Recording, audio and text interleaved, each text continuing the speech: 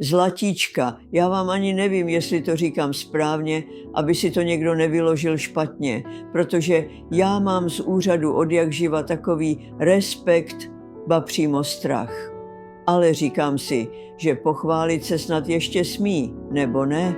Já už se v tom dneska nevyznám. Chtěla bych tímto z celého svého starého srdce poděkovat ústecké pobočce Státního úřadu inspekce práce za jejich obětavou, takovou, lidovou práci. To se dnes už opravdu jen tak nevidí.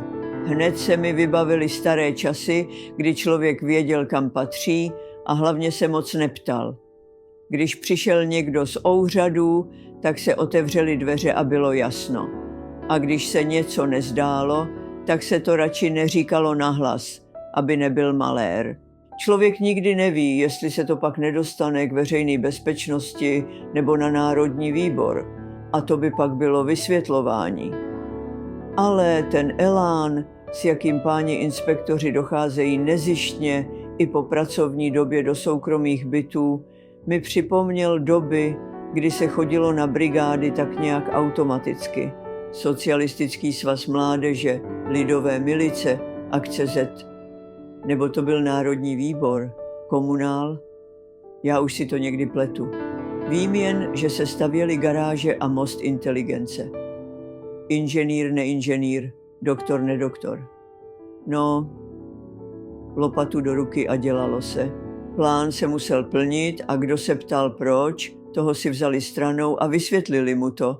Dneska se pořád mluví o zákonech, pověřeních a služebních zákonech, ale já, stará ženská, se v tom ztrácím.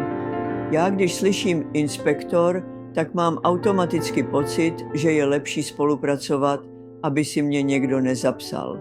O to víc mě zahřeje, když mi večer inspektor osobně zaklepe na dveře a milé, skoro soudružsky, mi i po pracovní době provede revizi sporáku. Člověk má hned pocit, že je o něj postaráno. A že je lepší být vstřícný, kdyby se náhodou někdo z bezpečnosti nebo komunálu ptal, a jak jsou pečliví. Letos jsme byli s dědou v Polsku pro máslo na cukroví, tak jsme si na vlastní náklady objednali svýho revizního technika jindy, aby bylo všechno, jak má být. A pak mi někdo volal, že se pan inspektor ještě doptával toho technika, jestli bylo všechno v pořádku. To už jsem si říkala, že to je asi dobře, že se to kontroluje dvakrát. Důvěřuj, ale prověřuj, říkalo se přece vždycky. Já jen doufám, že to nebylo kvůli nějakému nedorozumění, aby se pak neptala veřejná bezpečnost, proč jsme zrovna nebyli s dědou doma.